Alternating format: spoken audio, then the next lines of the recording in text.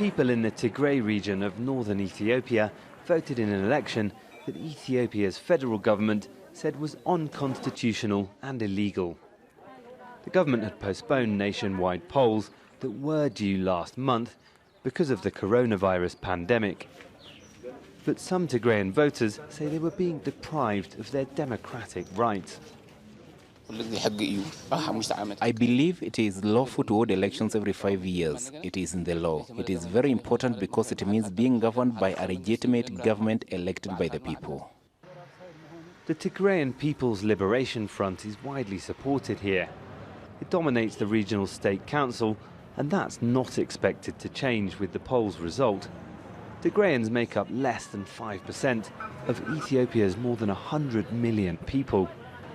But the TPLF party has dominated Ethiopian politics for most of the last 30 years.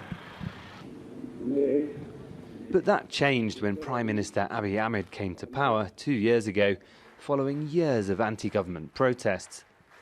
Many TPLF officials say that he's been squeezing them out of the central federal government. Last month, regional security forces loyal to the TPLF paraded in cities in Tigray in a show of strength. Abiy ruled out sending the National Armed Forces to stop the election. Tigrayan leaders said doing so would be a declaration of war. But Abiy's ruling Prosperity Party said it won't recognise the election result. This is a very dangerous situation. The TPLF is putting itself into a suicidal mission because this election is totally illegal. Some minority Tigrayan political parties think the region should secede. For now, TPLF officials are disgruntled, but they say they still believe in a united Ethiopia. They have been using all kinds of tricks in the book to create a sense of isolation by Tigrayans.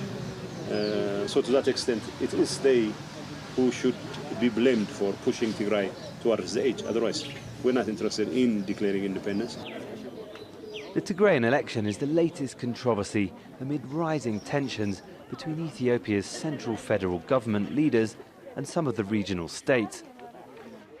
Until those tensions are resolved, Ethiopia's unity and stability are at risk. Malcolm Webb, Al Jazeera.